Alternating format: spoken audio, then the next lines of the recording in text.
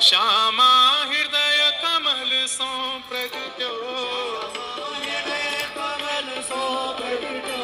श्यामा हृदय कमल सो प्रगट्यो, और श्याम हृदय को भार वृंदावन मेरो वृंदावन, हे श्री वृंदावन प्यारो वृंदावन, श्यामा हृदय कमल सो प्रगट्यो।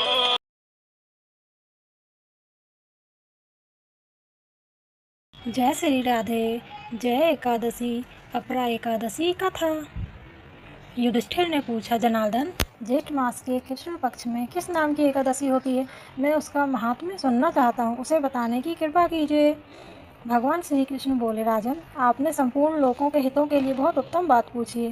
राजेंद्र, ज्येष्ठ गुजरात महाराष्ट्र के अनुसार वैशाख मास के कृष्ण पक्ष की एकादशी का नाम आपरा है। यह बहुत पुण्य प्रदान करने वाली और बड़े बड़े पातकों का नाश करने वाली है। ब्रह्म हत्या से दबा हुआ, गोत्र की हत्या करने वाला, गर्भस्थ बालक को मारने वाला, पर निंदक तथा पर स्त्री लंपट पुरुष भी अपरा एकादशी के सेवन से निश्चय ही पाप रहित हो जाता है। जो झूठी गवाही देता है, माप तोल में धोखा देता है, बिना जाने ही नक्षत्रों की गणना करता है और कूटनीति से आयुर्वेद का ज्ञाता बनकर वेद का काम करता है, ये सब नरक में निवास करने वाले प्राणी हैं। परंतु अपरा एकादशी के सेवन से ये भी पाप रहित हो जाते हैं।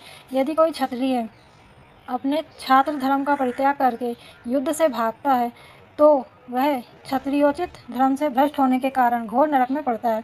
जो शिष्य विद्या प्राप्त करके स्वयं ही गुरु निंदा करता है, वह भी महापातकों से युक्त होकर भयंकर नरक में गिरता है। किंतु अपरा एकादशी के सेवन से ऐसे मनुष्य भी सद्गति को प्राप्त होते हैं।